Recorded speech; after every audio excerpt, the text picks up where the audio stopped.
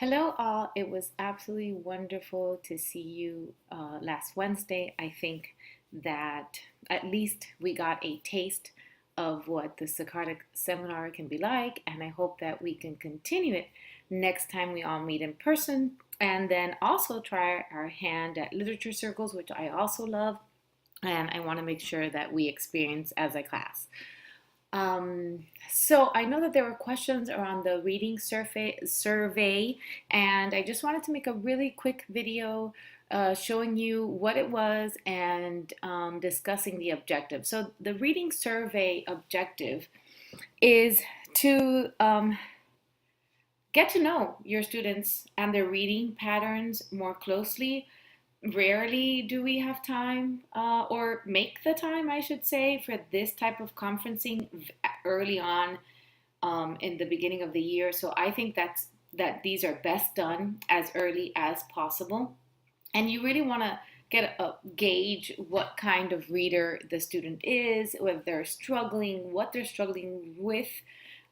It's a very easy, quick way to gauge fluency and prosody, any decoding issues. And I'm sure that some of you are very familiar with this already in terms of having the student read and counting miscues and whatnot. But this is a little bit more than that because you're really getting to know the student through the survey and their survey questions.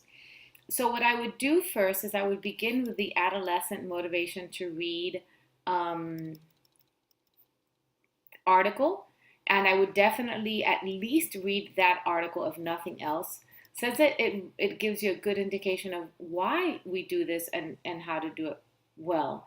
I would also read Disrupting Dismantling Visions of Youth and Color in Young Adolescent Literature, and then I would begin with the actual survey. So if you click here, this is the first link takes you to the actual survey, and I think this is where some of you had most of the questions. So when you open up the survey, you'll see, and as always, you have to make a copy of this and share it under your, upload it under your own name once you've done it. But it begins with a prompt that asks students what they're reading right now, and this handout assumes that the student is already reading a novel. So if it's a student in your class that's already reading a novel, then, or anything else, if it's a history class, primary, secondary documents that you'd be reading that week, then you can use this one. If you're actually, the student isn't reading or anything, and you've already asked the student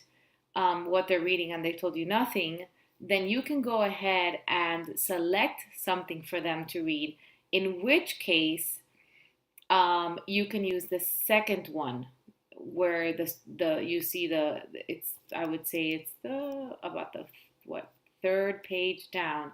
This is a completely different, the set of questions are the same, but the expectation is different, as in maybe the student isn't actually reading something already. So I think this gets at the heart of one of the questions that was asked the other day. So if you have a student that's already reading a novel, then you can definitely use this first part. And if not, then you can use the one that begins on the third page, but that has, I said, very, very similar prompts. So what I would do for either one of these is that I would set up the meeting with the student, and then I would say to them, when we actually meet to do this survey, I'm going to ask you, I'll have a copy of the same book that you're reading, and I'll ask you to read a page from it. So what you can do is you either have an actual copy of the book, or you ask them to let you borrow the book and you make a copy of the page that they're going to be reading for you. That way it's easier for you to follow along and chart miscues, mispronunciations, missed words, all of that. So I would suggest that you make a copy, or maybe if it's a class book that you guys are reading, you have your own copy, that's fine. And if you're actually going to work with a selection, so a text, maybe an article or something like that with a student, then you'd have to have a copy of that as well, so that they have their own copy and you have your copy during the actual survey. In this same stream, you'll see that I have provided a rubric for the survey of adolescent reading, and that's the second link. And it just gives you the countdown of how I'll be grading it.